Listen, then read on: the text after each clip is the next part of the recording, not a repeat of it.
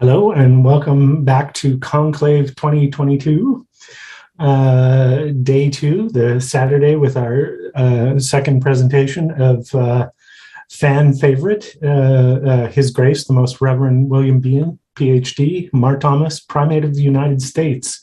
And he's going to be speaking on unity and duality, Gnosis and Zoroastrianism, Manichaeism, and Ilm-e-Khshnum. And, if someone's going to crucify you for crappy pronunciation, then, they got to get through me first. So, yeah, they can get a shot at you. Yeah. The legend of Curly's gold. So His Grace, Dr. William Behun, is the Archbishop of Wisconsin and Primate for the United States of America for the Apostolic Johannite Church. He received his PhD in philosophy from DePaul University and is the author of The Historical Pivot, The Philosophy of History in Hegel, Schelling, and Hölderlin, as well as articles on a wide range of philosophical topics. In addition to his duties within the AJC, His Grace also teaches philosophy in the Chicago area, specializing in ethics and the history of philosophy. And as His Grace has said, he teaches ethics because they wanted an outsider's perspective. We've got to make that joke every year. So that's right. So thank you very much, Your Eminence. And I'm actually going to dive straight into this as His Eminence has seen the text for this presentation, which in typical fashion I sort of put together in about 36 hours. And it just seemed to keep growing and growing and growing and growing. So hopefully the timing will work out. As is atypical for me, I've actually got a sort of script that I'm working from. So if you see me sort of looking away from the camera to look at my text, I apologize, but hopefully it'll keep me a little more focused than I so often am. So. It's not to breathe in like chocolate rain style. Sorry. There you go. So I'll go ahead and just dive into it. In this paper, I want to look at three separate traditions, primarily by looking at them in themselves, but also in their relationship to Gnosticism and to Gnostic ideas. And these three are Zoroastrianism, Manichaeism, and the Ilm-e-Khshnum. The second two have some relationship, greater or less, to the first, but it would be, I think, criminally irresponsible to simply think of them as a single unit. They are substantially different in really important ways, and the extent of influence on and influence from Gnosticism varies pretty widely among them. Often when I'm presenting at conferences and conclaves, I'm talking about things about which I have a certain degree of expertise, either as a scholar or a priest. But with this topic, I'm really reaching out of my wheelhouse. So I've had to depend on a lot of external sources, and the range, as one might expect, is kind of staggering of just simply how much scholarly information there is. One of the premier scholars of Zoroastrianism in the 20th, 21st century is Mary Boyce. And I have to admit, and I'm going to mention this a little later on, she does seem to have a bit of an agenda that comes through when she's talking about Zoroastrianism's relationship to other faiths. And because that's in part what I'm going to be talking about, it's something that sort of jumped out at me, and I hope I'm not being unfair to Mary Boyce.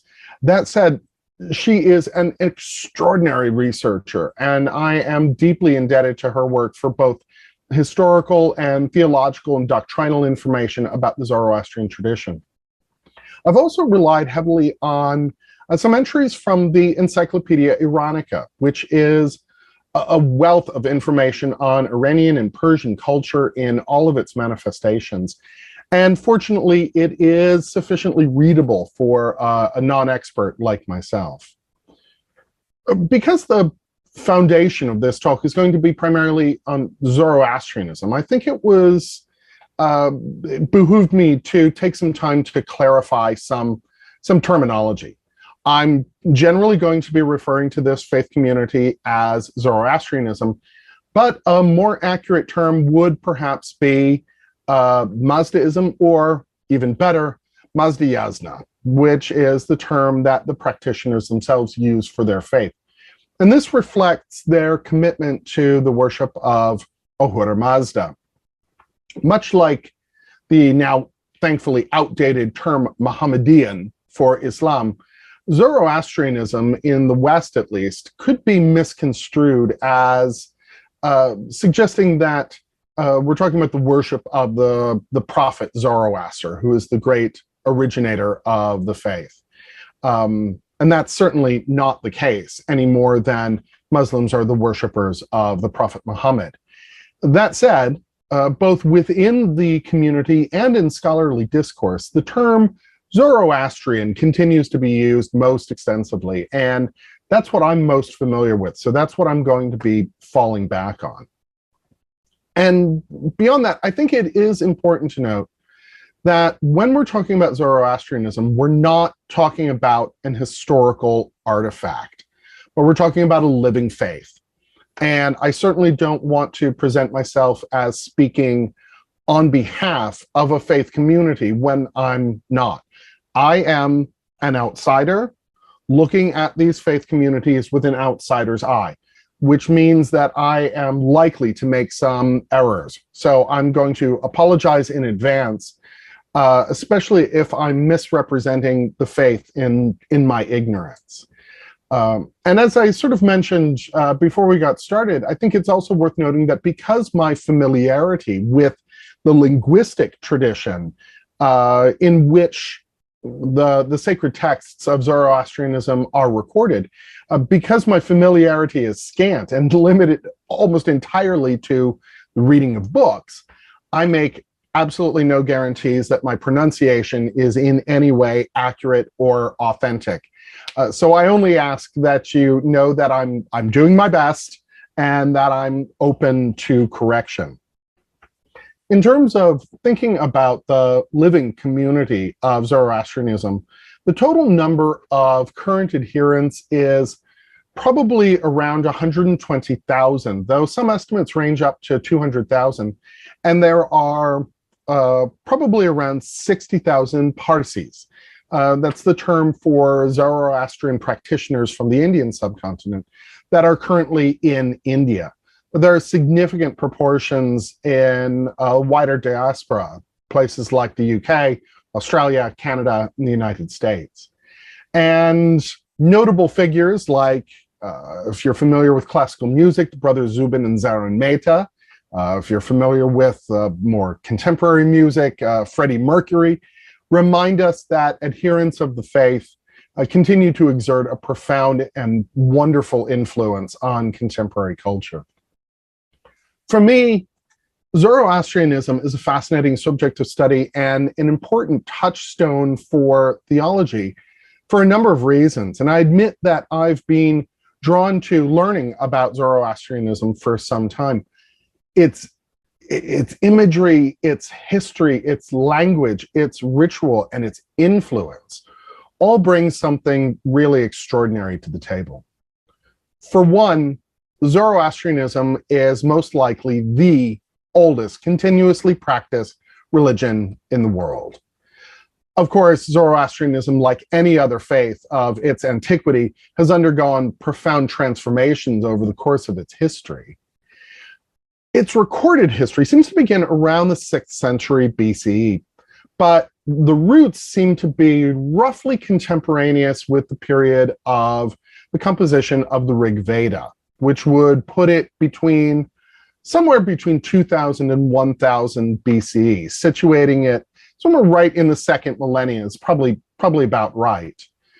Boyce suggests that the historical Zoroaster may have lived between 1700 and 1500 BCE, so that would put him right around the time of the beginning of the Bronze Age for Iran.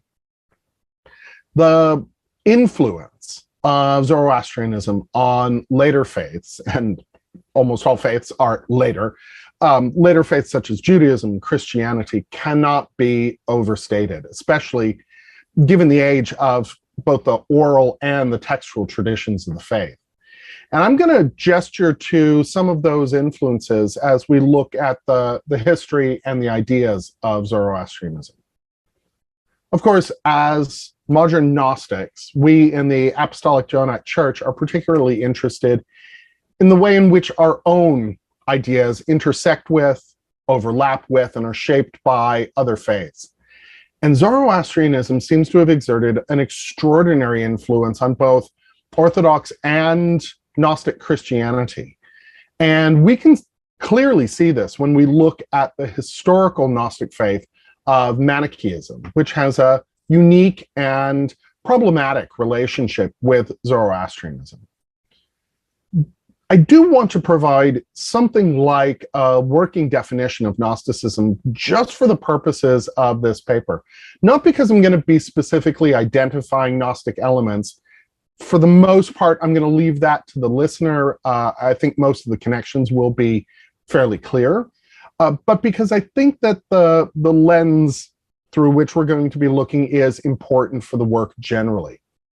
However, this working definition isn't intended to be comprehensive or authoritative, but rather just to give us a framework within the context of this particular exploration. Since one of the things that I'm going to be circling back to on a regular basis is gesturing toward Gnostic or Gnostic-like elements in Zoroastrianism itself, in occult Zoroastrianism or the Ilm-e-Khshnum and Manichaeism, and since they're defined by a specific, view of Gnosticism. To that end, I think it's important to have a working definition, as we all know that the term is fundamentally fraught and open to both manifold interpretations and active misuse. In the past, I've often argued that there are three primary or essential elements of Gnosticism, which are present to a greater or lesser extent in all of the classical Gnostic sects and approaches, and which are essential to any meaningful definition of Gnosticism, at least from an historical standpoint.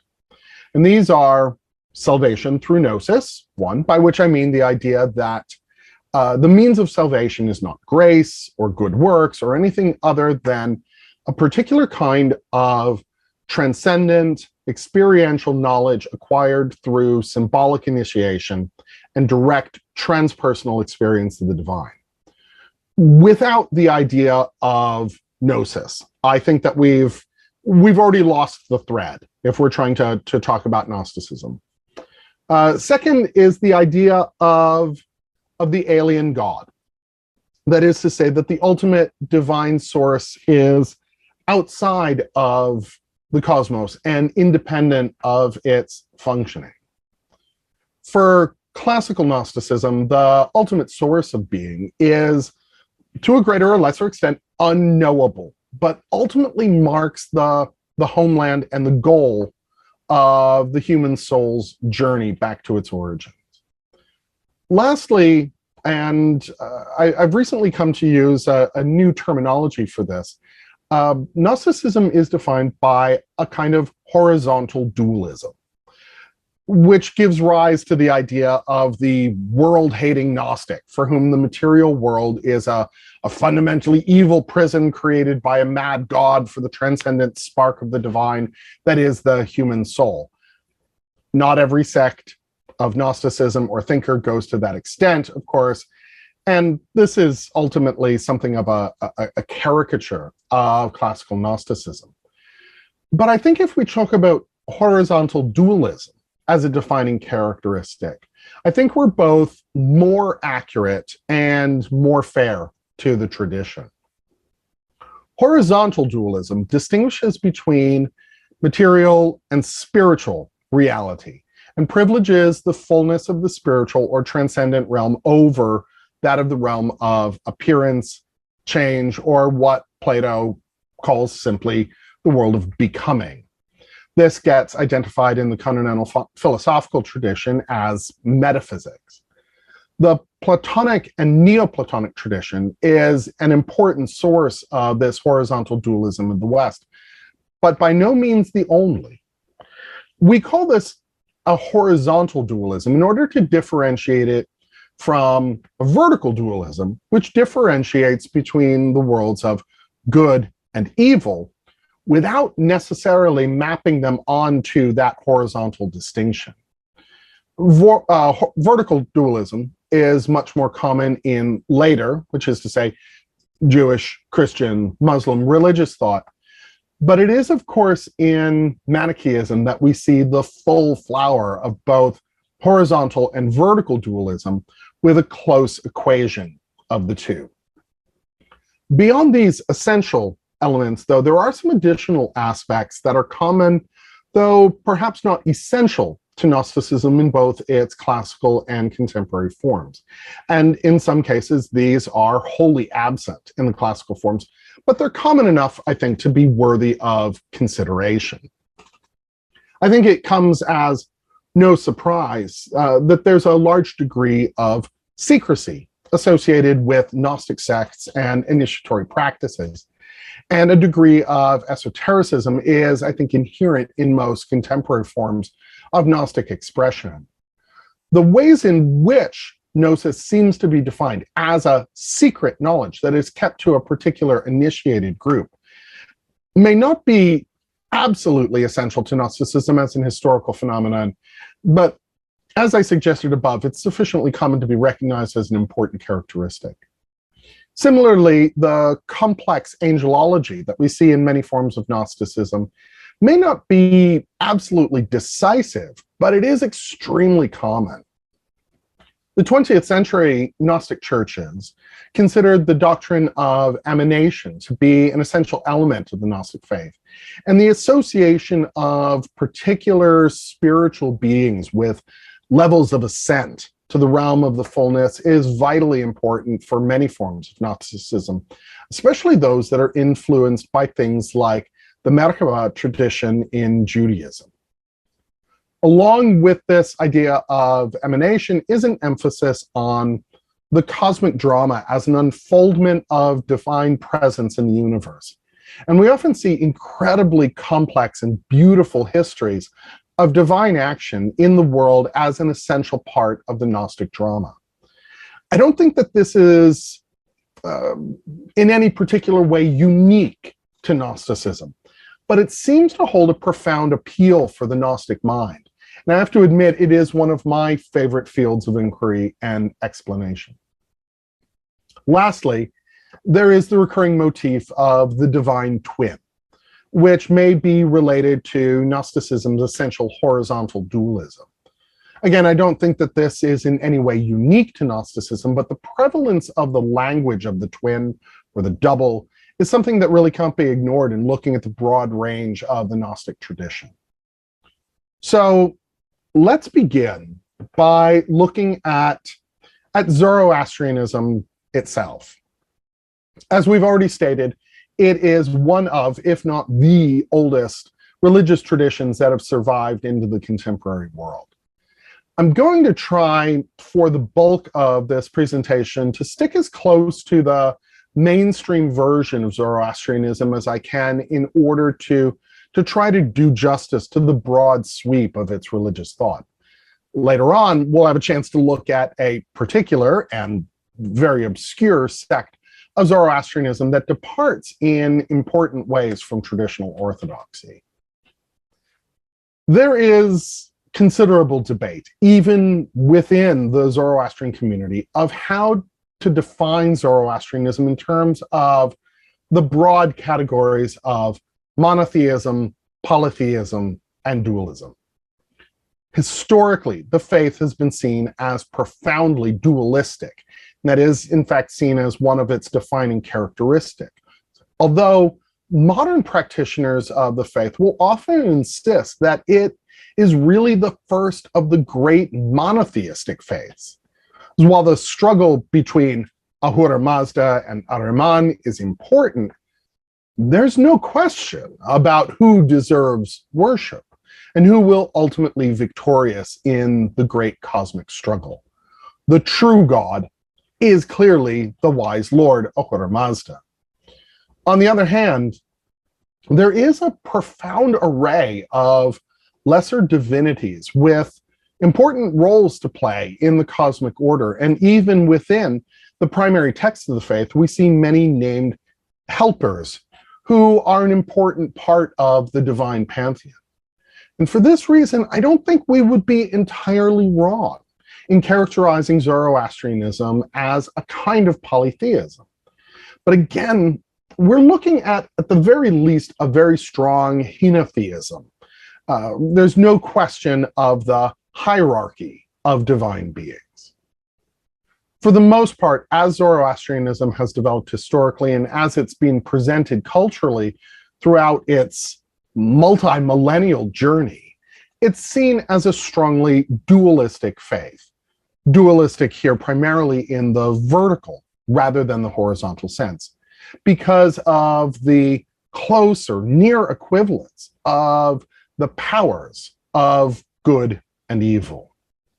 One particular stream of Zoroastrian thought, referred to usually as the Zurvanite heresy, will strongly emphasize the dualistic structure of the cosmological drama and the way that it shapes Zoroastrian practice and beliefs, while still acknowledging that there is a single God at the very beginning of the universal creation.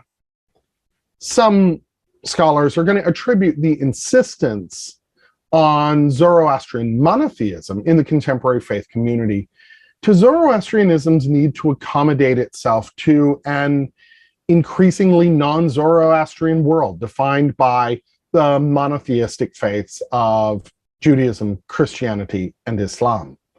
And to be sure, the interaction among Zoroastrianism and the great monotheistic faiths is particularly complicated. At the very heart of the faith of Zoroastrianism is the distinction between Asha and Druj.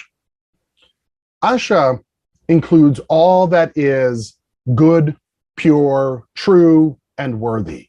The forces of order are the forces of Asha. On the other hand, Druj reflects falsehood and chaos, and for this reason, it's associated with all forms of filth, of putrefaction, and decay. Preserving one's purity becomes particularly important in Zoroastrianism, and this includes avoiding anything that is reminiscent of the power of Druj, including animals like spiders and snakes and lizards, moral or physical impurity, and perhaps most importantly, anything associated with the decay and putrefaction of death. As in many ancient religions, purity is vitally important. And this may initially be simply a reflection of practical hygienic concerns. And there is a strong emphasis placed on both physical and spiritual cleanliness. Rituals of ablution, strict guidelines regarding clothing, personal hygiene are an important part of the liturgical and practical dimension of Zoroastrianism. Regarding Druj, there does seem to be a sense in which it is not created, because it is an absence or a lack, similar to the view of evil that we see in Plotinus and Augustine in Aquinas. And this is perhaps one of the reasons that most modern Zoroastrians consider their faith to be a truly monotheistic one. Because evil and uncleanliness, falsehood and chaos lack ontological status, there's no need to account for their existence by positing a counterforce to Asha in any cosmic or ontic way. We've already mentioned the primary god of Zoroastrianism, Ahura Mazda, creator of all there is and the ultimate source and manifestation of everything associated with Asha. Literally, the name means wise lord or lord of wisdom. and Ahura Mazda is the singular divine good. Interestingly, this divine being also appears in the Rig Veda as Asura, simply meaning the Lord. And this points to the existence of a pre-Zoroastrian and pre-Vedic Indo-Iranian religion from which both the tradition of the Vedas and that of Zoroastrianism emerge. Boyce, in particular, attempts to reconstruct some of the essential dimensions of this Indo-Iranian religion in order to demonstrate the way in which Zoroastrianism emerges historically, not from a vacuum, but from a rich and already ancient practical religious tradition. The pre-Zoroastrian Indo-Iranian religion seems to have been a polytheism in which there were three primary lords. The first was Mithra, who is primarily a war god and solar deity. Mithra, of course, persists in various forms long after the emergence of the Vedic religion, Zoroastrianism, and even things like Roman paganism. From what can be reconstructed, it seems that he was the initial focus of religious practice, but he's rapidly surmounted by Ahura Mazda even in the pre-Zoroastrian period. The second lord is Varuna, the lord of the waters, who would obviously be vitally important for any agricultural civilization, especially in a dry climate. Lastly, we see Ahura Mazda, who, as we've said, is the Lord of Wisdom or the Wise Lord. These three figures seem to be shared by the Vedic and Zoroastrian traditions, which both emerge from the primordial religious tradition, which may stretch back into the 3rd millennium BCE. Part of the innovation of the prophet Zoroaster is the elevation of Ahura Mazda to the sole divine creator. Now, trying to determine the historicity even, and certainly the historical dating of the prophet Zoroaster, more appropriately called Zarathustra, as Zoroaster is a Greek rendering, is notoriously difficult. Most likely, and we are guessing here, he lived around 1700 BCE, and he emerges as a religious reformer within the context of the Indo-Iranian religion that we described above. Ahura Mazda becomes elevated to the one supreme deity. So one of the three primordial lords is elevated to the status of an uncreated god. But not far behind is the twin, Ahriman, or Angremanu, who seeks to destroy everything that Ahura Mazda creates. One is life and everything that goes with it, and the other is the antithesis of life.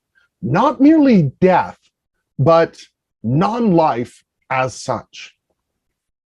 What we know about Zoroaster generally comes from the Gathas, or the hymns, which comprise the oldest part of the Zoroastrian sacred textual tradition.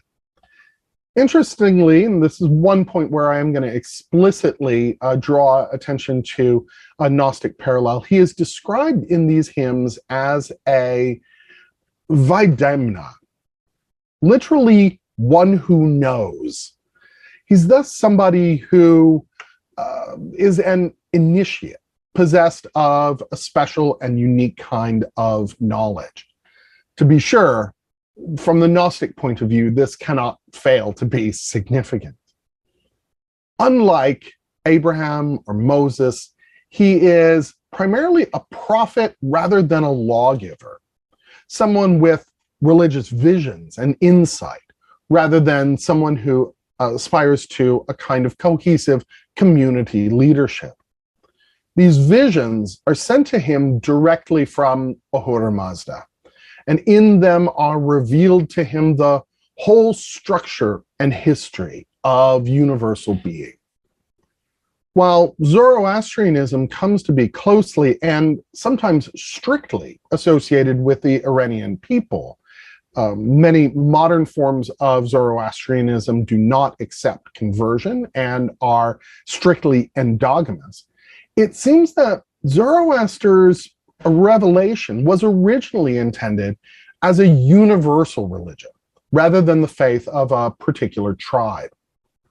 This in itself is notable, as we often consider Christianity to be the first of the great world religions to characterize itself as a universal truth. It seems, however, and this is often the case, that Zoroaster has beat Christianity to the punch by a long way. In mainstream Zoroastrianism, there are no particular myths surrounding the death of Zoroaster. And there are even traditions that suggest that he sort of died peacefully of natural causes. In the Ilm-e-Khshnum, a particular tradition that seems to suggest that Zoroaster was assassinated by a Turk. And I think there are really good reasons to think that this is a much later construction with political, religious, and ethnic agendas behind it, is specifically dismissed as both irreligious and misleading. So Ahura Mazda, now elevated to the role of the single, supreme, uncreated God. And we're looking at Zoroastrianism now, rather than the pre-Zoroastrian Indo-Iranian religion, is omniscient, but not omnipotent. As the Lord of wisdom, he knows all things. And as creator is responsible for everything that has being. But his power is limited by his relationship with his adversary. And the particular nature of that adversary is something that we're going to look at in just a moment. And it changes over the course of the historical development of Zoroastrianism. Ahura Mazda does not work alone, but rather through emanations known as the Amesha-Spentas. These are both beings that spring from Ahura Mazda himself and are thus aspects or manifestations of his being, but are also worthy of worship in their own right. They have no existence apart from Ahura Mazda, but they're not merely identical with or parts or aspects of him. These 6 or 7 divine beings, the primary ones, and I'm going to give a brief account of each one in just a moment, certainly account for why one might consider Zoroastrianism to be a form of polytheism, though certainly the practitioners of the faith would strongly disagree with this characterization.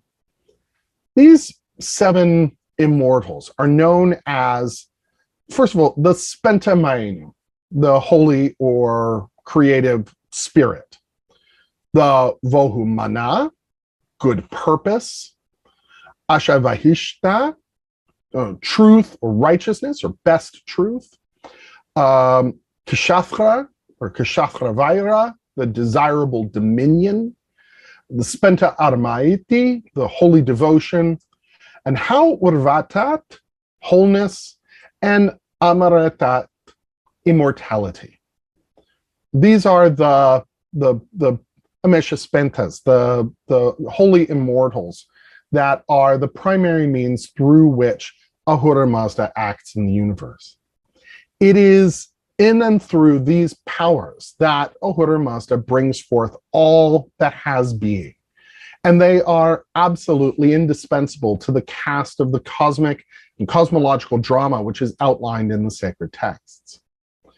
Because the textual tradition is largely hymnic, though, similar to what we see in the Vedas, there are particular prayers and hymns that are associated with each of these individually and as a group.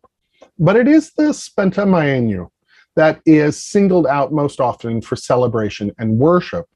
And we're going to see this figure feature prominently in the struggle between good and evil. In some ways, it seems to be a term for Ahura Mazda himself as present in the world. Though in other uses, this is also the term that's used for the Amesha-Spentas as a collectivity, as a unit. And so this accounts for some degree of numerological confusion. But the number 7, however we work it out, seems to be fundamental. Beyond these first 7 are the further emanations known as the Yazatas. The supreme heptad of the Ameshaspentas are Yazatas as well, and the term is sometimes used quite generically to simply refer to those who are worthy of worship. These lesser sparks of divine light, known collectively under the name, might be more properly understood as angels or angelic powers. However, one of the most distinctive elements of Zoroastrianism is the figure of the Angremayanu, the angry spirit, later known as Ahriman. When we look at the Zurvanite heresy, it's this figure that appears as the twin or direct counterpart to Ahura Mazda, and he is more directly in conflict, however, with the Spenta Mayenu, the creative spirit, who seems to have been created specifically to combat the angry spirit. It is the importance placed on Ahriman that is most responsible for the characterization of Zoroastrianism as a dualistic religion. And he seems to be significantly more powerful than, say, the figure of Satan in Christianity. Textual emphasis is almost exclusively on Ahura Mazda in the earliest texts. But as the religion develops and the Avesta, or the sacred scriptures, take shape, Ahriman seems to take on a more and more important role, ultimately in the Middle Persian literature becoming a direct adversary to the wise Lord. And this may represent a certain historical transformation as Zoroastrianism develops into a world religion as opposed to the personal revelation of the prophet Zoroaster. One of the most important aspects of any practical religious movement is the ethical dimension that's embodied in its practices and beliefs. Importantly, personal action and virtue become essential for the ultimate victory of good over evil in the great cosmic struggle between Asha and Druj, between life and non-life, Ahura Mazda and Ahriman. That battle is not just played out in the distant heavens separated from human beings, but specifically on the battlefield of the human soul. And our actions and our devotion to purity become an important part of tipping the scales in favor of Ahura Mazda so that the light is not overcome with darkness. Somewhat contradictorily, the outcome seems to be certain from the outset. And these two somewhat divergent eschatologies may represent an historical shift in the emphasis on the cosmic power play versus personal responsibility. In terms of moral commandments, Zoroastrianism can be neatly summarized as the practical commitment to a threefold moral path of humata, good thoughts, hushta, good words, and huvarshta, good deeds. As a spiritual discipline, the focus is primarily on the development of a community of liturgical and prayerful practice, rather than outlining a systematic or schematic ethical program of particular moral commands. General virtues such as self-control, charity, the avoidance of pollutants, which are manifestations of Druj, run through the oral, textual, and practical traditions of Zoroastrianism. Charity, in particular, is recommended, and there are many examples of commitments to social welfare and the care of the most vulnerable members of the community in both ancient and modern Zoroastrianism.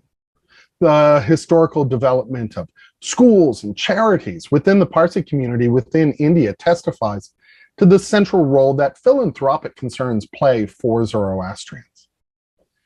Another aspect of the ethical dimension of Zoroastrianism is the spiritual equality and duty of men and women. Now, naturally, this varies historically as social conditions shift, but nonetheless, both sexes, and I'm trying to be true to the tradition's understanding of gender here, play different but equally vital roles within the secular and religious communities.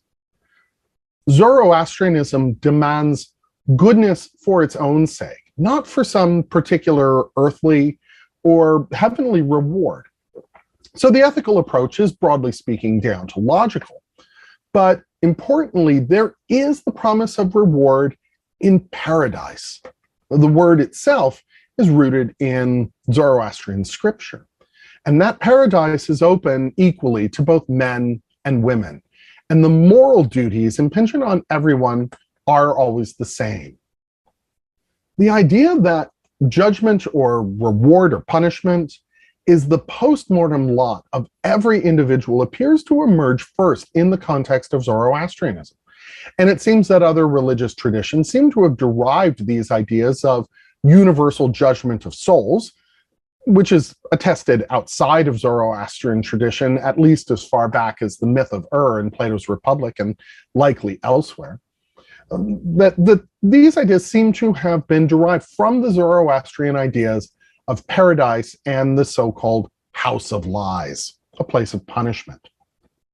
Mary Boyce specifically says, and I'm quoting here, that Zoroaster appears to be the first to teach the doctrines of an individual judgment, heaven and hell, the future resurrection of the body, the general last judgment, and life everlasting for the reunited soul and body. So again, we cannot overstate the importance of Zoroastrianism for the development of later faiths.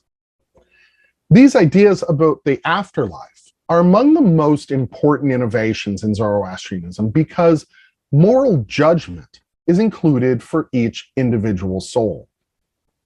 The tradition describes a bridge of separation, which, if the scales of justice don't balance, one might recognize very similar imagery in the idea of the Egyptian afterlife, the bridge becomes razor thin and one tumbles off into chaos.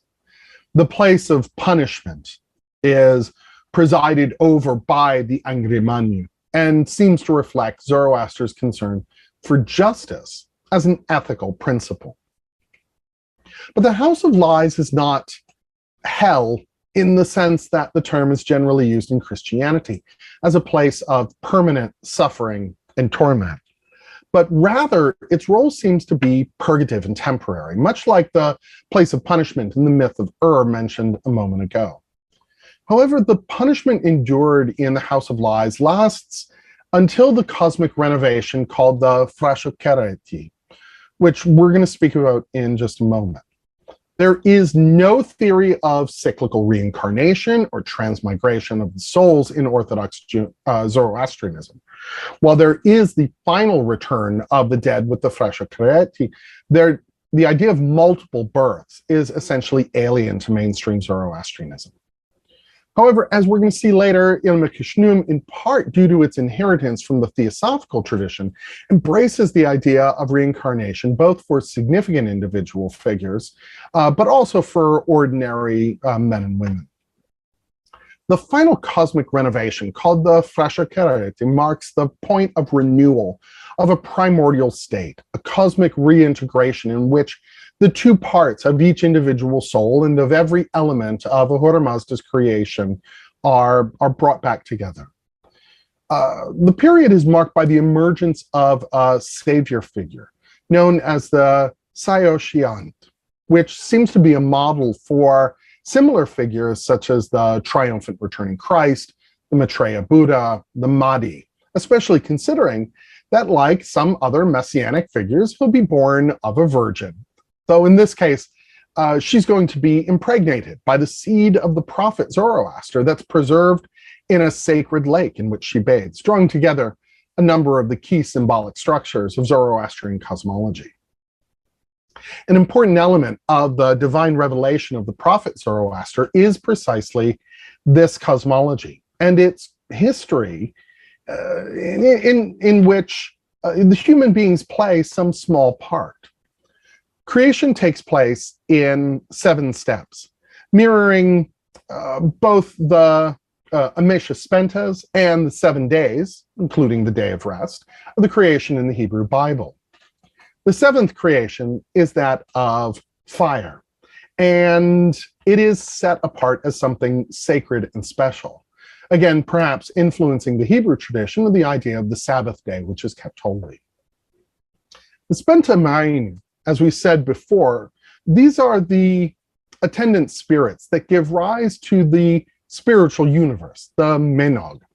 And they're specifically described in one text using the metaphor of lighting torches, one from another, beginning with the uncreated divinity. Thus, they are specifically not created but emanated, and are therefore of one mind because of their source in Ahura Mazda. The angels, or Yezatas, share in this emanation and are not separated from Godhead, but reflections of it. But only later comes the material, or the Getig experience, long after the Menog. So there does seem to be some element, at least, of horizontal dualism, even in mainstream Orthodox Zoroastrianism.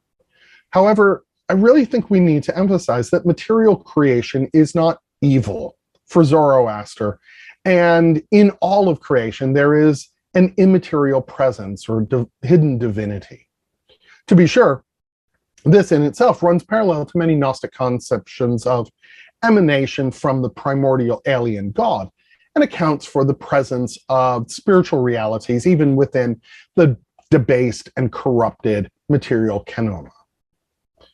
The great gift of Mazda is the possibility of choice, which accounts for the importance of ethical principles and justice.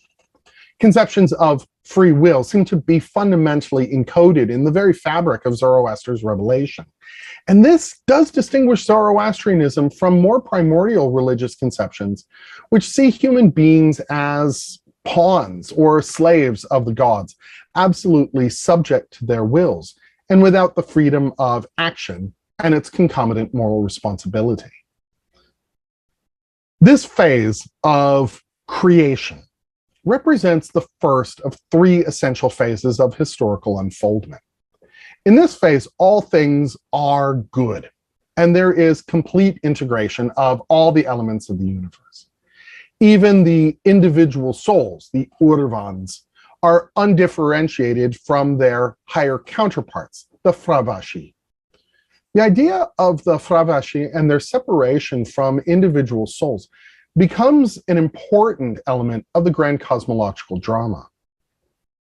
The separation between the two takes place, ironically, in the second essential phase of historical unfoldment, known as mixture, in which the Angremanyu attacks creation and pollutes it. The coming to be of Druj in the previously unpolluted Asha marks the period of human history which is still ongoing. While mainstream Zoroastrianism will see this primarily as the mixture of Asha and Druj, both Manichaeism and Ilm-e-Khshnum will recognize material creation as a fundamental aspect of the pollution of our age. The third and last phase, that of separation, is ushered in with the Frashokereti, the great cosmic reintegration or renovation which marks the end of history.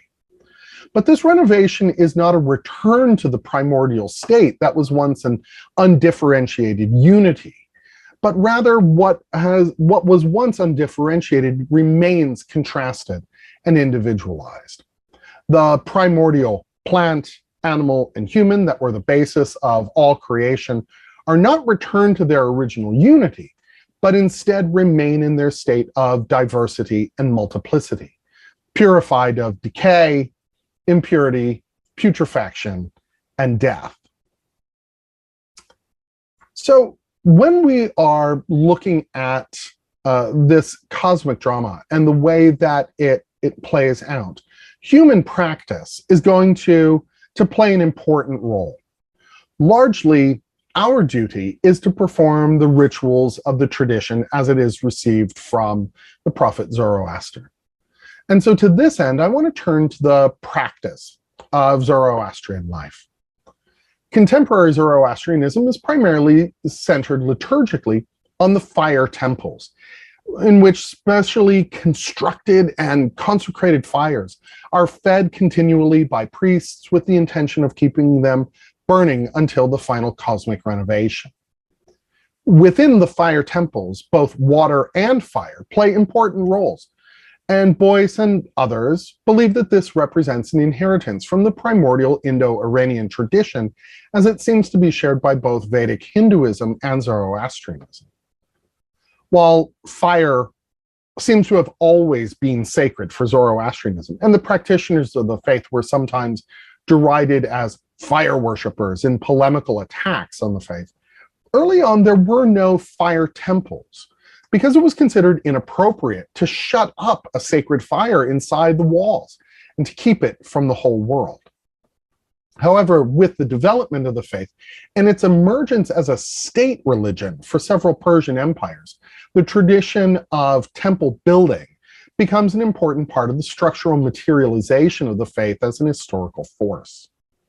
There is even an iconoclastic tradition, brief in its historical dominance, where cult images are replaced by the more abstract sacred fires. And while this iconoclastic tradition hasn't endured, the fire temples are a living incarnation of the spiritual significance of fire. Whilst there are strict rules for life and ritual formulas to govern a wide range of situations and events in human life, Zoroastrianism is not ascetic in its orientation, at least not in its mainstream or orthodox form. Ilm-e-Khshnum will embrace certain yogic disciplines and practices like vegetarianism, which while not necessarily in stark contrast to the practices of Orthodox Zoroastrianism, are certainly foreign incorporations. I would be remiss if I didn't say a little bit about the very famous death rituals of Zoroastrianism. The faith eschewed cremation because one didn't want to pollute a fire with a corpse, which is one of the primary manifestations of Druj. Similarly, to bury the corpse would pollute the earth, as even household garbage seems to have been collected and destroyed with acid periodically rather than allowing it to seep into the ground. As a result, so-called sky burial seems to have been the sacred form of disposal of the corpse. In this practice, the body of the deceased is situated in a high place or even a specially constructed tower, referred to as a dakhma, or Tower of Silence, where it can be picked clean by carrion eaters without polluting the human community or its earth, water, or most importantly, its fire. What would be left over, and this process can take more than a year, would be the pure white bones, which would be either preserved in ossuaries or buried after further weathering and breakdown, as these wouldn't be subject to putrefaction and thus would not pollute the environment. The liturgical practice of historical Zoroastrianism included animal sacrifices would be expected for any religious practice of its antiquity. However, the central liturgical practice, at least for Zoroastrianism as it has come down to us in the modern world, is the celebration of the Yasna, which is the recitation of a particular book from the sacred textual tradition. It does also include a ritual and sacrificial ceremony involving the plant extract Heoma, which appears to be closely related to the Vedic Soma, again pointing to a common archaeological root. Ultimately, like the religion represented in the Vedas, Zoroastrian ritual is primarily sacrificial in nature, and the priest is seen as the poet-sacrificer. Daily practice includes 5 times of daily prayer at fixed moments during the day, the wearing of a sacred shirt, as well as one of the most important symbols of the Zoroastrian faith, the kusti, or cord, which represents in its 3 coils the force which holds the community together. Traditionally, the faith celebrated 7 high feasts, although Zoroastrian calendars have undergone multiple transformations over the centuries, and we could spend hours just talking about Zoroastrian calendrics. The prayer tradition includes a number of recitations, passages from the Avesta, the sacred texts, and sometimes short concatenations of elements from the Avesta, such as the Ahunavaira, or the Ahunvar, which is central to the faith, much like the Lord's Prayer of Christianity. In translation, it reads, "He is much the desired master, is the judge according to Asha, the doer of the acts of good purpose of life, to Ahura Mazda, the kingdom, whom they have established as pastor for the poor." Another short prayer is known as the Hashem Vohu, and it's used with great frequency.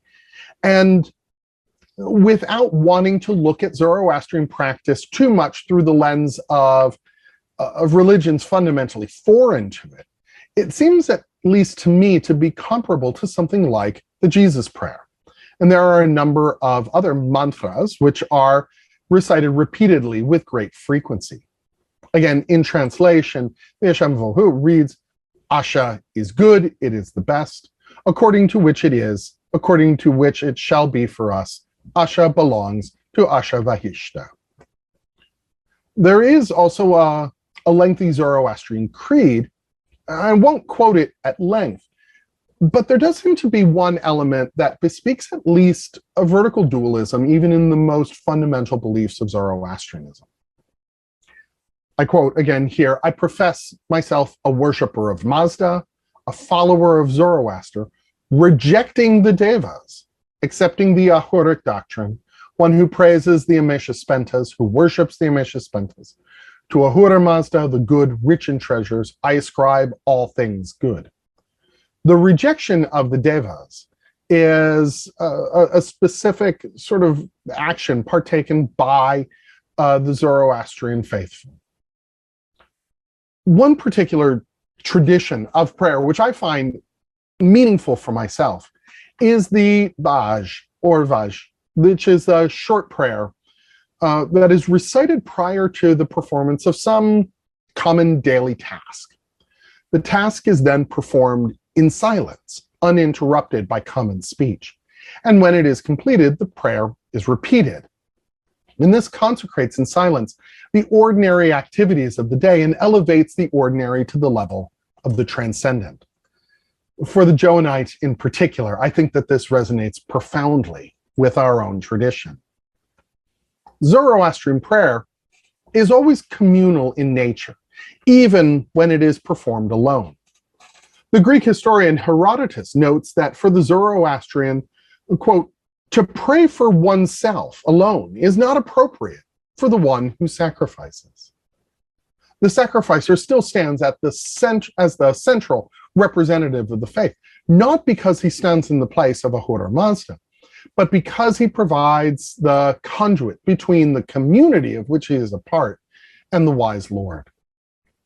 Now, as we've mentioned above, animal sacrifice was and is part of the Zoroastrian tradition, although historically we know that there is a sacrifice of bread and wine made at the tomb of Cyrus, which calls to mind, for me at least, the sacrifice of Melchizedek in the very strange passage of the Hebrew Bible in which he appears, where, contrary to all of the standard practices of the Hebrews, Abram, out of respect, conforms to the sacrificial practices of his guest, identified only as a priest of the Most High God. This is, for me, incredibly suggestive. For the moment, I'm going to set aside discussion of the Zurvanite heresy, because I think it's important to look at that within the context of the historical development of the religion and its relationship to political power structures within Persia. But we're going to return to this particular strain of thought in looking at both Manichaeism and the Ilm-e-Khshnum, which I think are related to Zoroastrianism through this particular Gnostic and monotheistic approach. Regarding the historical development of Zoroastrianism, I want to keep my remarks relatively brief, which I think is shocking at this point, in order to focus on theological and doctrinal aspects of the faith. But at least some mention of the history is worth pointing out. Even for the classical Greeks, Zoroaster was considered to be an astoundingly ancient figure. Hermodorus and Hermippus of Smyrna dated Zoroaster to 5,000 years before the Trojan War, Xanthos of Lydia to 6,000 years before Xerxes' invasion of Greece, and Eudoxus and Aristotle to 6,000 years before the death of Plato. These are all, of course, horribly wrong, but they nonetheless indicate the way that Zoroastrian was viewed as something mysterious and ancient, even 2.5 millennia ago. It's really only in 549 BC, with the emergence of Cyrus the Great's first Persian empire, generally referred to as the Achaemenid Empire, that Zoroastrianism enters into the historical record as a state religion. Though at this time, the Persians were already Zoroastrians, and there seems to have been centuries of oral tradition preserved in the hands of the priests and magi. However, for Cyrus, this mystical revelation becomes the basis for the official religion of an empire. And it's during this time that we begin to see an influence of Zoroastrian terminology on the Hebrew Bible. Cyrus is notably conciliatory to the Jews that are living in the empire at the time, and so it stands to reason that there would be a certain blending of the two traditions. The invocations of the Hebrew God in Isaiah follow verbatim the formula of the invocations of Ahura Mazda from the time period. And we can see a direct line of influence of Zoroastrian formula and likely doctrinal ideas on even so ancient a religion as that of the Hebrews. Also during this period, we see the emergence of the practice of the Vedvadatha, the close kin marriage, generally first cousins, not only as an aristocratic or royal practice, but among the commons as well. As Zoroastrianism develops as a world religion, this practice will, I believe, reinforce some of the tribal as opposed to universalist dimensions of the faith and push it toward being more closely identified specifically with the peoples of Persia rather than a religion for the whole world. In the 19th century, under the influence of moralizing Christianity, this practice will begin to fall into a certain abeyance, and will even be specifically repudiated in the occult form of Zoroastrianism referred to as the Ilm-e-Khshnum. Even as a state religion, Zoroastrianism seems to have been evolving and changing. The Emperor Darius seems to have been much more of a henotheist, viewing Ahura Mazda as the chief god of a larger polytheistic pantheon. However, it is during this period that we also see the emergence of the winged disc symbol, which may be Egyptian in origin, but comes to be specifically identified as a symbol of the Zoroastrian faith. During the Seleucid period, where Persia was governed by the successors to Alexander of Macedonia, Zoroastrian practice and influence diminishes in the face of Hellenistic paganism. During this time, among Zoroastrians, the messianic tradition becomes more pronounced and more emphasis is placed on the coming savior, as one might expect when an indigenous cultural group feels themselves subject to foreign oppression. However, it is also during this period, and possibly because of the messianic parallels, that Zoroastrianism begins to exert an even greater influence on Jewish and Gnostic thought. The next great Persian empire to embrace Zoroastrianism as a state religion was that of the Arsacids. During this period, we see a great deal of synthesis of the Greek gods and the Azatas, with combined forms appearing on coinage and in other artistic representations. And this may indicate the route through which Zoroastrianism comes to have an influence on Christianity via the Greeks and their Roman imitators. The Parthian Arsacids adopted a great many elements of Greek culture, but the Parthian period also saw the emergence of the fire temples and descriptions of tending sacred fires. And one of the important sacred texts that dates to this period, the Vendidad, we see the only reference in Avestan of a place set aside for fires. Ultimately, though, it is with the emergence of the Sasanian Empire that imperial Zoroastrianism reaches its apotheosis. During significant stretches of this long-lived empire, Zurvanism, which emerges first under the Achaemenids, is embraced by imperial leadership. As a result, it begins to exert a profound influence not only on the development of Zoroastrian doctrine and thought, but the religions that emerge from within the bosom of the faith of Zoroaster. In particular, Manichaeism seems to derive those elements of its doctrine that are directly attributable to Zoroastrianism from its Zurvanite form. Now, Zurvan or Zurvan is simply the Avestan, though also the Pahlavi or Middle Persian word for time. Zurvanite Zoroastrianism can be with some precision distinguished from the Mazda-Yasna, from Mazdaism, because it posits a god prior to and beyond Ahura Mazda, and demotes him from the role of an uncreated first divine being. Zurvanist Zoroastrianism is much more decisively monotheistic, at least in one regard, because it is also distinctly dualist, in that it sees the closest equivalence and equality of Ahura Mazda and Ahriman, who are co-equal and described explicitly as twin brothers. Since they're twins, the only possible parent would be Zurvan, who was beyond good and evil and stood entirely outside of the struggle of his two sons. This is remarkably close to the invisible alien god of Gnosticism, who does not intervene in the world, but is instead an infinitely remote first cause of even the gods. Zurvan creates or emanates the first two gods, but all subsequent creation is attributable to Ahura Mazda alone, because Ahriman is simply a force of negation and destruction, and not a creator himself. Now, this begins probably as an intellectual and scholarly speculation, but ultimately becomes, in the words of Boyce, a full-fledged heresy. Boyce is sharply critical of the Zurvanite Zoroastrianism, and even suggests that it is somehow fundamentally alien to the pure revelation of Zoroaster. Her criticism is so poignant that it even seems that she is personally upset by the emergence of this heresy, and she sees it clearly as a pollution of the initial Zoroastrian rationality and purity. How, of course, she defines that purity is itself a problematic historiographical question.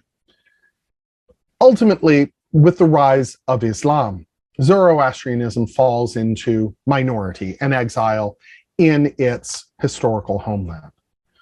While originally a universal faith with its roots deep in Mesopotamia, Zoroastrianism begins to be largely associated with the expatriate Parsi communities in India, who even today represent the single largest proportion of Zoroastrians. And while Zoroastrianism suffers greatly at the hands of Muslim conquerors and is ultimately relegated to a significant minority on the world religious stage, it nonetheless stands as an extraordinary influence on the religious landscape of the world.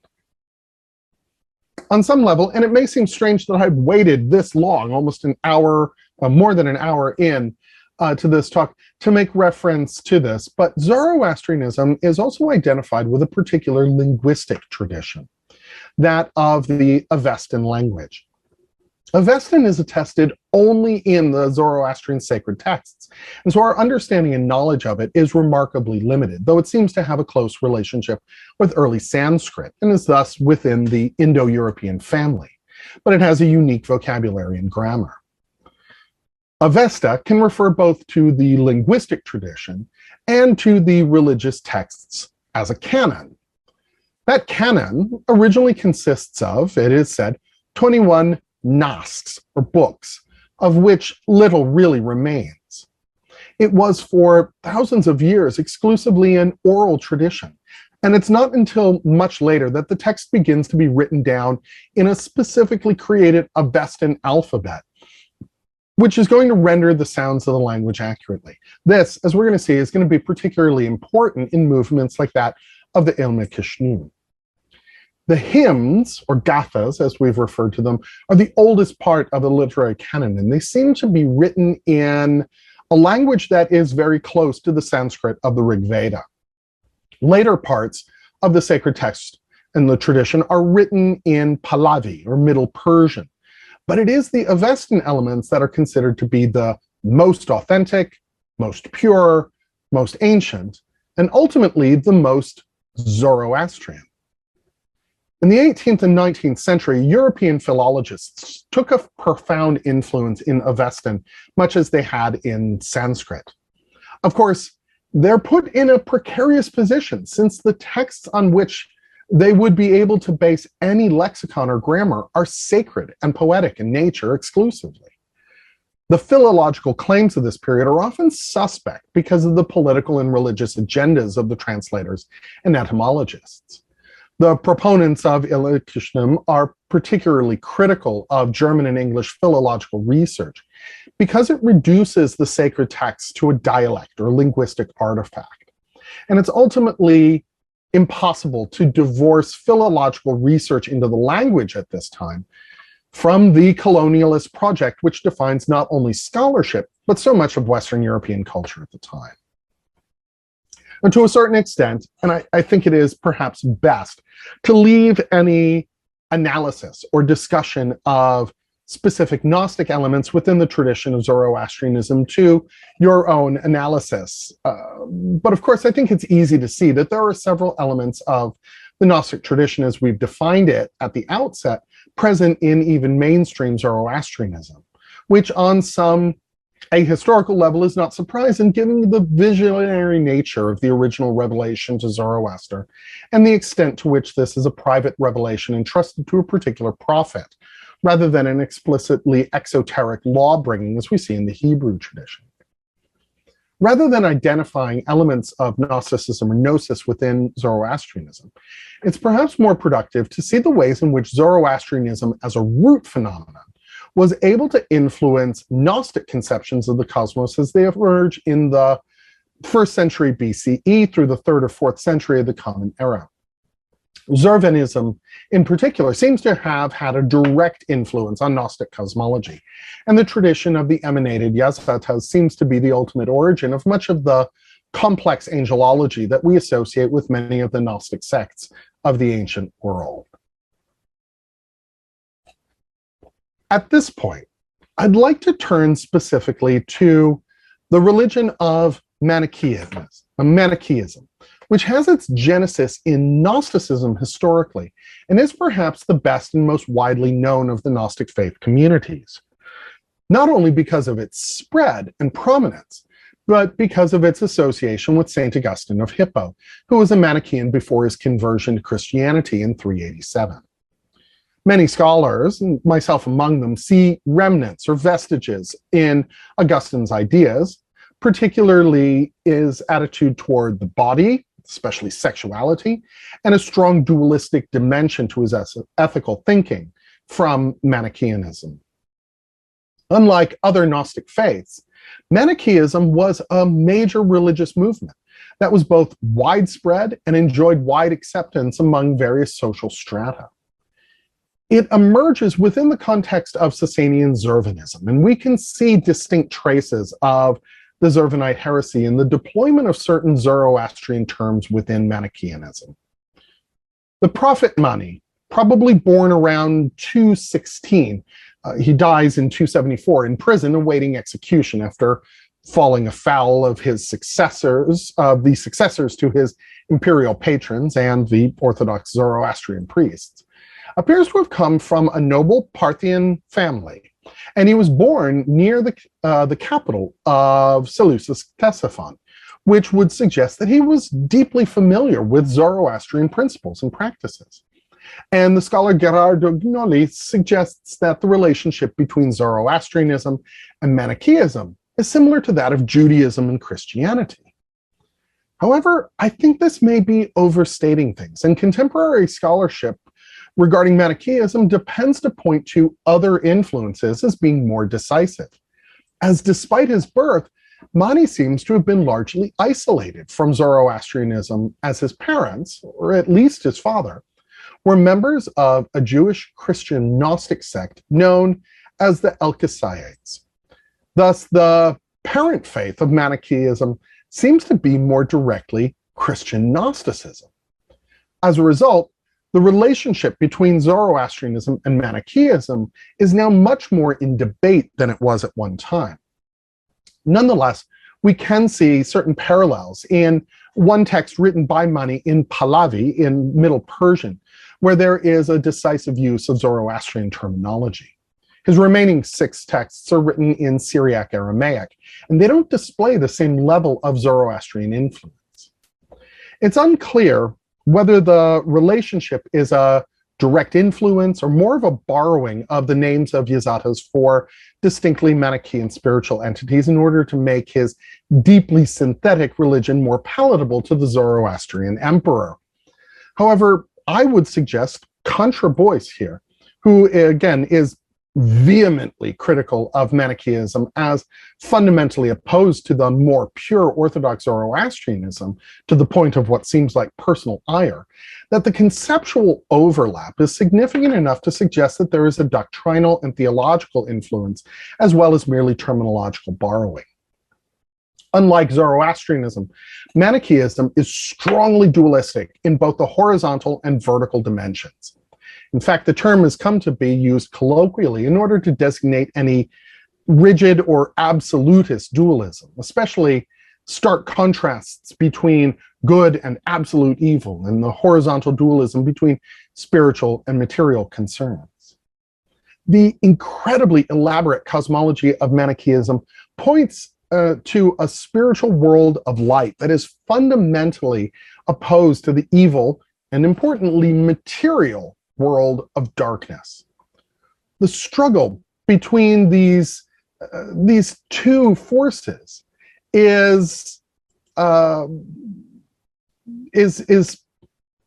marked by a gradual and progressive removal of darkness from the world of light, leading to an ultimate eschatological victory of the good Father of Greatness, arguably synthesized with Ahura Mazda himself.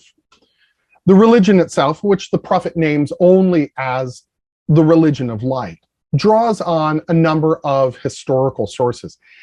Naturally, any religion is synthetic to a certain degree, growing out of the particular social and doctrinal values from which it emerges. However, this is more explicit in Manichaeism, which reveres Zoroaster, Gautama Buddha, and Jesus as precursor prophets who dispensed a fundamentally true but incomplete doctrine to the world. Manichaean views of Jesus suggest that there were 3 separate identities that are scripturally conflated. There's a luminous Jesus that's identified with the pre-cosmic world, a messianic Jesus who preaches his gospel, and the suffering Jesus who suffers in name and appearance only, though not in truth. And there does seem to be an adoptionist element in which it is at his baptism that the messianic Jesus emerges. Part of this has to do with the Manichaean hatred for the material world, including the processes of birth, which would have found it abhorrent for a figure like Jesus to dwell in the womb. Historically, the religion spread both east and west, and though it was vigorously suppressed in the Roman Empire, beginning with the pagan emperor Diocletian, and culminating with the death penalty being imposed on Manichaeans by the Christian emperor Theodosius. On the other hand, Manichaeism seems to have survived much longer, maybe even into the 15th century, in southern and western China. And much of what we know about the religion seems to come from Chinese and Uyghur sources. Manichaeanism is, for a time, the official religion of the Uyghur Khaganate, and thus enjoys official state sanction. I'm going to pause momentarily here because this has gone on much, much longer than I had originally intended. And so what I'm going to do, I think, is stop at this point. I can make the text available for anyone who wants to take a look at it And for the purposes of later viewing, I'm going to go ahead and complete my reading sort of on my own. But that video too will be made available. I think that that's probably the best approach here. There is a very quick question that I do want to address in the chat. Talking about the rejection of the devas and the similarity between that and the Vedic tradition in which the devas are the good gods and Asura is the evil god.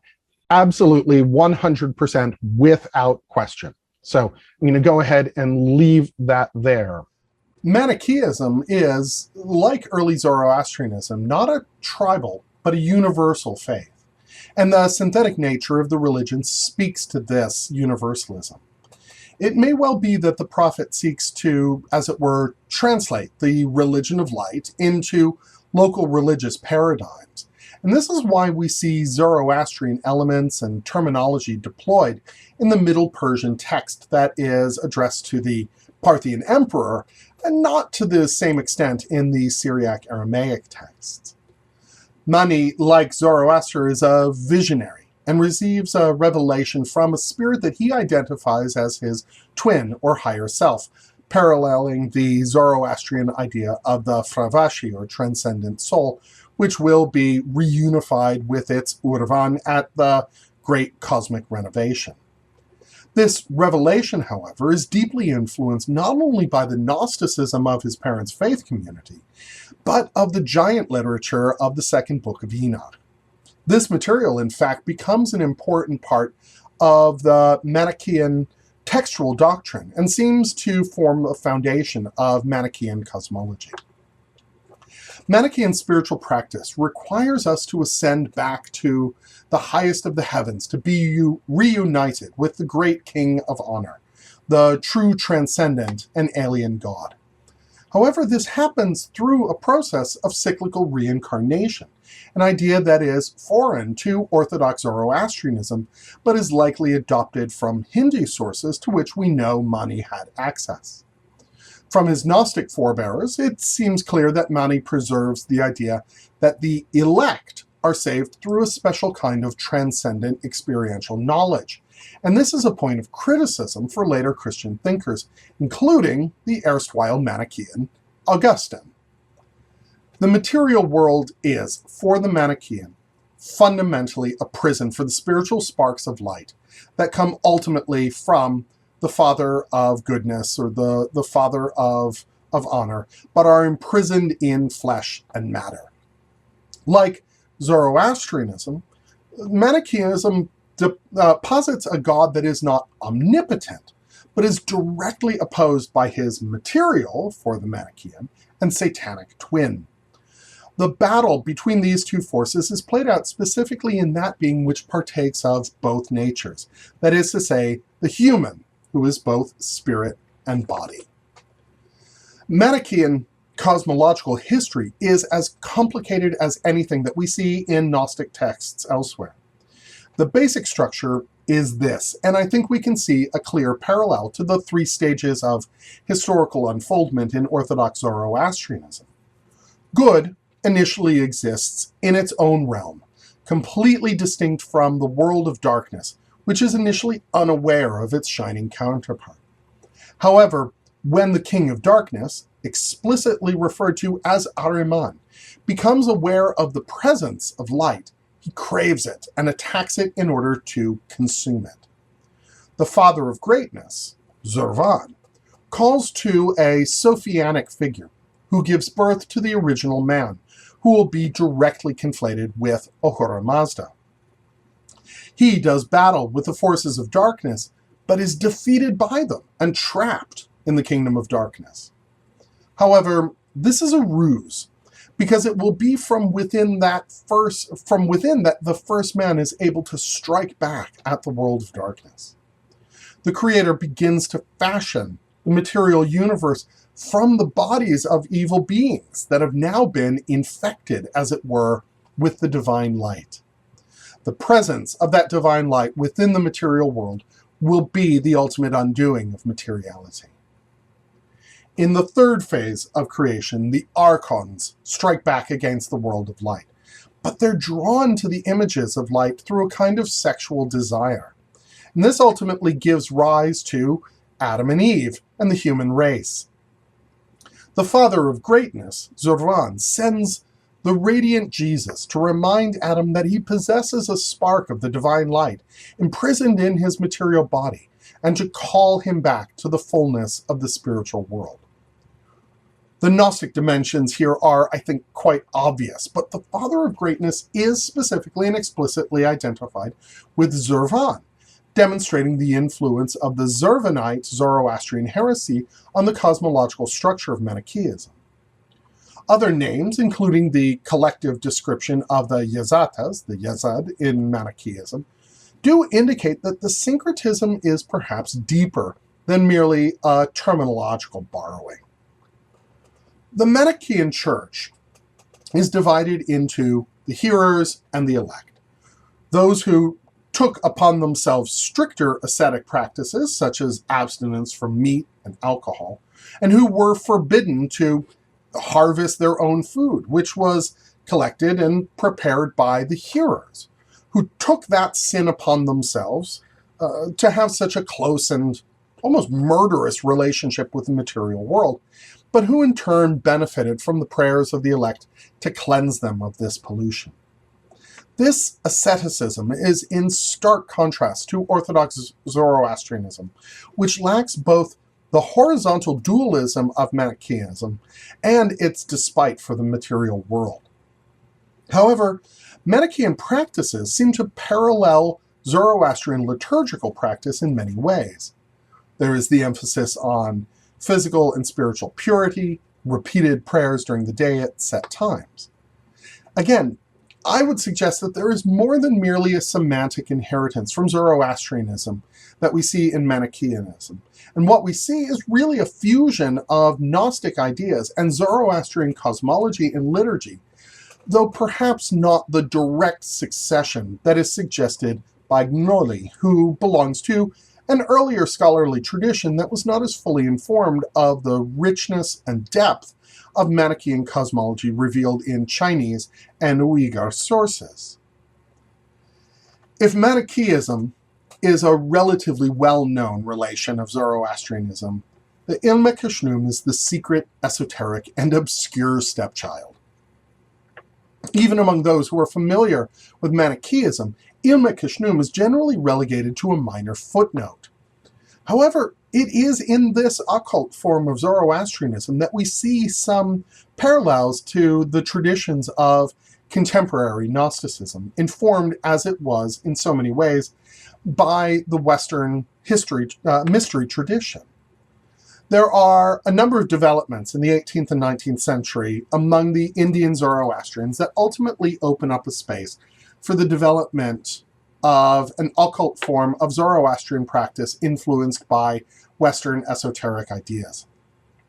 Notably, Ilm-e-Khshnum does not seek to become an independent religion or sect, but rather claims to represent a more authentic Zoroastrian tradition, in opposition even to mainstream Zoroastrian orthodoxy.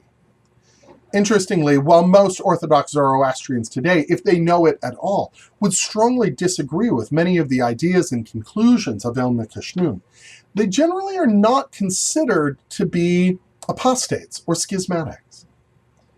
In the 19th century, in India, there is, under the influence of British colonialism, a move against the strictness and discipline of Orthodox Zoroastrianism within the Parsi community. There seems to be some attempt to adapt Zoroastrianism to Western ideals.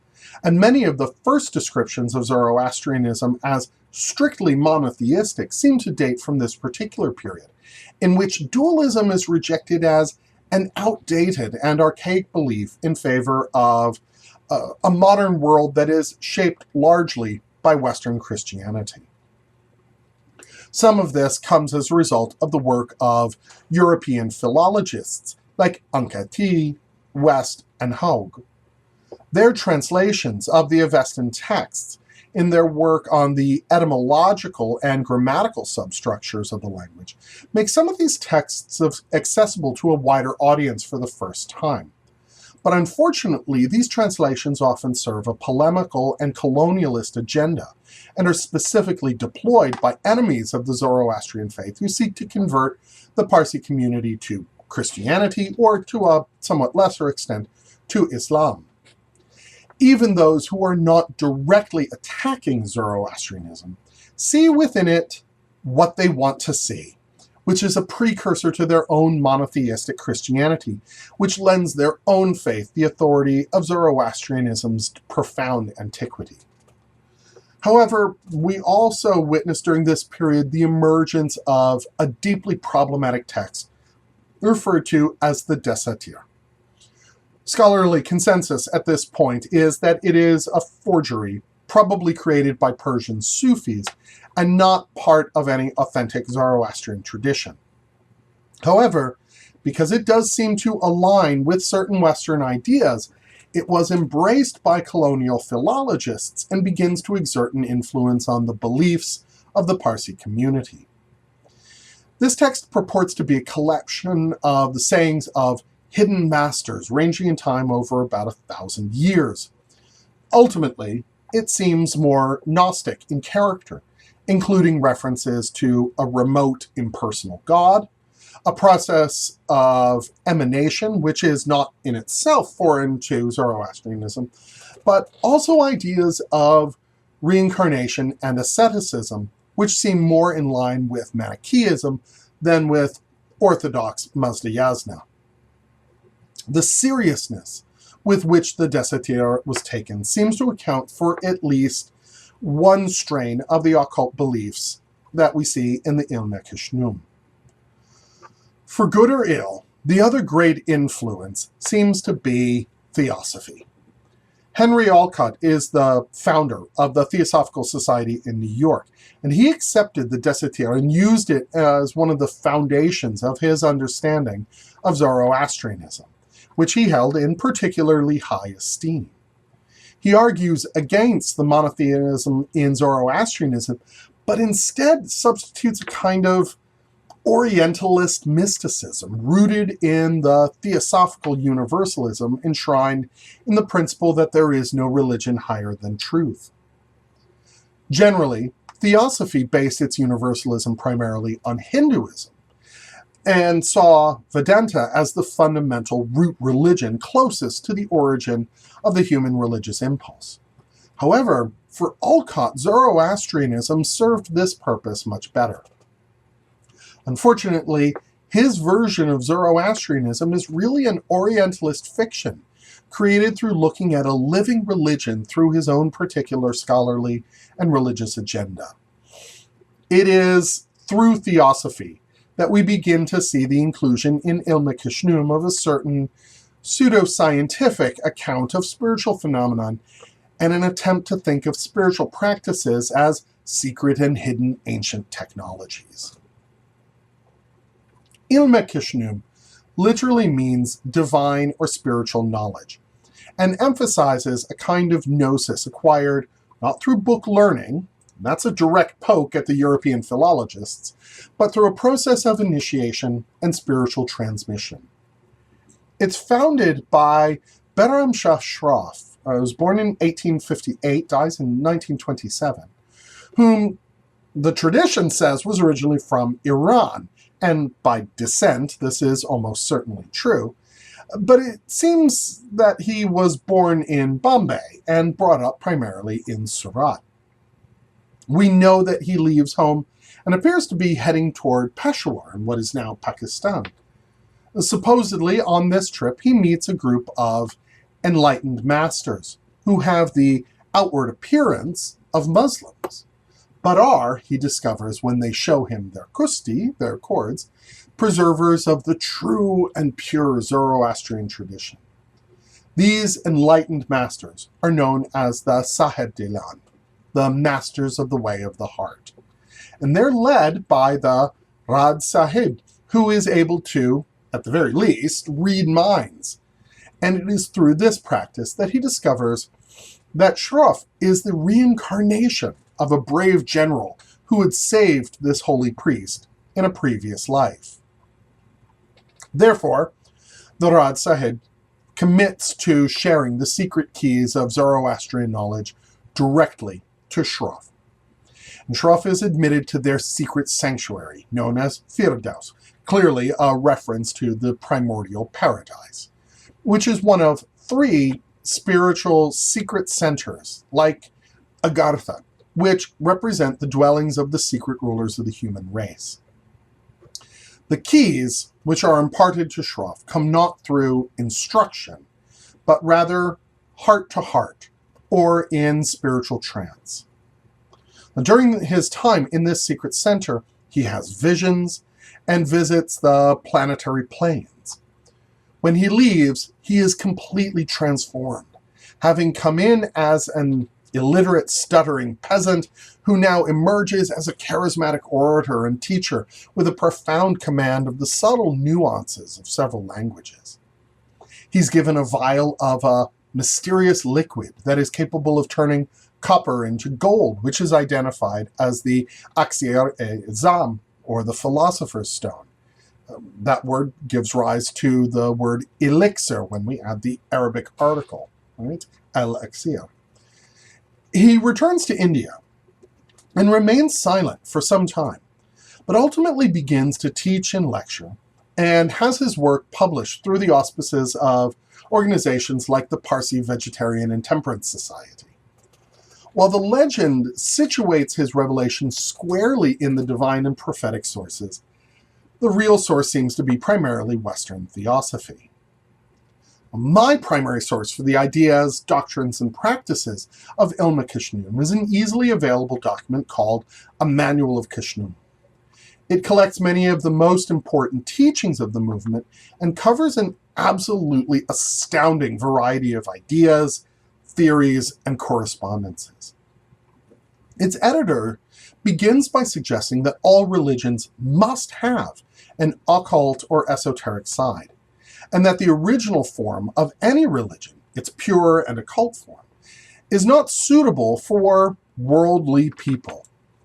These worldly people don't understand the secret sayings, and thus those from outside the tradition, like the European philologists, more or less get everything wrong. Because the exoteric forms of religious practice begin to dominate, the esoteric dimension is lost, or must be preserved secretly. For Ilm-e-Khshnum, this is true even of the textual tradition of Zoroastrianism, and they teach that the true Nasks, the original, pure, undiluted scriptural tradition of Zoroastrianism, is not lost, but is concealed talismanically in an underground paradise in Iran. Again, parallels to Agartha, or the dwelling of the king of the world, are fairly obvious. Doctrinally, Ilm-e-Khshnum denies the fundamental dualism of Zoroastrianism and clearly adopts a modified form of Zurvanism. In place of Zurvan, we see the Ahu, the, quote, impersonal, unnameable, inconceivable, absolute one in oneness. The word designates, simply grammatically, what is, bringing this belief system squarely in line with traditions like the I Am and other mystical theosophical movements in the 19th and 20th century. However, this god, Ahu, is explicitly compared to the nameless god, or the stranger, of Gnostic systems, and is therefore, I think, of interest to contemporary Gnosticism. In the first phase of creation, what Ilm-e-Khshnum refers to as the pre-cosmogenesis world, there is only the will of Ahu, the Ahunaya, which is identified with a sort of sacred music. It exists in purity and stasis. However, and this is consistent with Orthodox Zoroastrianism, the divine play occurs in 3 acts. However, These three stages seem to bear an inheritance from Manichaean horizontal dualism, since they are referred to as the infoldment of spirit into matter, the unfoldment of spirit from matter, and the frashagar, or frashakareti, which is, of course, the great cosmic renovation. The fact that these phases are seen specifically in terms of the relationship of spirit and matter suggests that in many ways this is profoundly influenced by Manichaean or Gnostic thought. Out of the pre-cosmic oneness, Ahu emanates the Yezatas, including the Amesha Spentas, who will oversee the transformation from the pre-cosmic oneness into the age of movement and conflict, which again occurs in 7 stages. But these 7 stages are much more similar to the Hindu yugas, or the ages of the world. Ahura Mazda and Ahriman, life and non-life, are the children of the transcendent and alien Ahu, who is outside of all creation. Again, this seems to be much more Zurvanite than anything else, even if the terminology has changed. Therefore, Ilm-e-Khshnum Zoroastrianism is truly a monotheism. Dualism comes into the world through the mediation of a Sophia figure, known as the Paurva Fravashi, or divine wisdom. She appears to be the mother of our twins, but very much in keeping with Orthodox Zoroastrianism, all imperfection comes from Ahriman. However, Ilm-e-Khshnum once again demonstrates its affinity with Manichaeism and suggests that the soul is, quote, shackled to the physical body, and, again, quoting, imprisoned in the deceitful material world. The cosmological or cosmographical structure seems to be influenced by the Western ideas of Plato and Aristotle. A series of concentric spheres provide the ultimate structure of the universe, and souls are reincarnated and take repeated birth in order to work off something very much like karma. Incarnation is a kind of imprisonment, because the human body is full of putridity, and thus requires purification through asceticism, a process by which the soul is liberated from its instrument. When it is liberated, it escapes the cycle of reincarnation.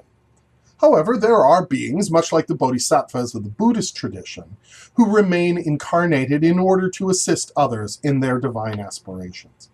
And whether this comes from Buddhist, Hindu, or theosophical traditions is hard to say directly, but we do also see the tradition of a subtle body which consists of 16, and the Sanskrit term is directly employed here, chakras. Ultimately, this seems more like a syncretic mishmash than it does the recovery of a primordial tradition. But Ilm-e-Khshnum, in order to distance itself from the teachings of the European philologists, although it does occasionally acknowledge their contributions and insights, reveals the hidden meanings of some of the common terms that are familiar to mainstream Orthodox Zoroastrians. Among these is a spiritual explanation attributed to the practice of kin marriage, which is seen as morally reprehensible. Instead of this being taken literally, it is reinterpreted as a reconciliation of the masculine and feminine parts of the soul, the divine twins of Zoroastrian orthodoxy, but perhaps ultimately closer to the two halves of the whole described in Aristophanes' speech in Plato's Symposium. The reason that there are so many misunderstandings like this is because Avestan is, for the Ilm-e-Khshnum, not a human language, but rather a means of direct revelation, according to the laws of, quote, invisible vibrationary colors. It thus represents not some Indo-European dialect, but something very close to the Vaka, the speech of the angels, which I cannot help but associate in my own mind with the Enochian tradition of Elizabethan magic. Ilm-e-Khshnum also begins to incorporate elements from the Western occult tradition, such as the creation of talismans using magic squares, It is these talismans that protect the true 21 Nasks in their subterranean ark in Iran, and the development of Taxinat, a kind of gematria based on substitution ciphers. However, the understanding of these secrets comes not through study of sacred texts from an academic standpoint, but from profound holiness and observance of traditional ritual practices. Included among these are the Baj rites that we've referred to before. However, these are always referred to in Ilm-e-Khshnum as antimicrobial, and it's hard to miss the influence of theosophical pseudoscience. The Orthodox tradition about Zoroaster suggests that he had 3 wives, 3 daughters, and 3 sons. In part because of the asceticism of Ilm-e-Khshnum and its claim to represent a pure and original Zoroastrian revelation, these are interpreted as spiritual entities rather than physical beings, in order to acquit the great prophet of accusations of carnality. Because there does seem to be an almost Manichaean diminishment of the material world, religious practices for the Ilm-e-Khshnum begin to include ascetic disciplines, such as mantra yoga or breath control, body postures, vegetarianism, etc., all of which seem to come from theosophy, if not more directly from Hinduism. Whatever the source of the doctrines and practices of Ilm-e-Khshnum, there are nonetheless interesting and potentially enlightening parallels to contemporary Gnostic and Western mystery traditions. As a side note, the masters that revealed the esoteric truths to Shroff are not only described as masters of the way of the heart, but also described as wearing not only the kusti, the cord, and the white shudra, but also a black overcloak, which strikes me as profoundly reminiscent of the vestments of our Martinist brothers and sisters. Zoroastrianism, in all of its manifestations, and through its manifold influences on pretty much every religious tradition that succeeds it, does offer us a lens through which we can look at our own tradition and see it both as part of something wider and more universal, but also shaped by traditions which may seem at first foreign and then maybe completely alien to us. Again, while I don't claim to be an expert on Zoroastrianism, and even less a representative of its faith as it is practiced by tens of thousands of people all over the world, I do find extraordinary inspiration in the way in which Zoroastrianism grapples with the tension between unity and duality. A tension which I think lies at the very heart of all that we do, either as Gnostics, as Johannites, as Christians, as esotericists, as initiates, as magical practitioners, or Martinists, Rosicrucians, Hermeticists, or Freemasons, and ultimately as treaders of a spiritual path that leads upwards to greater light. Thank you very much.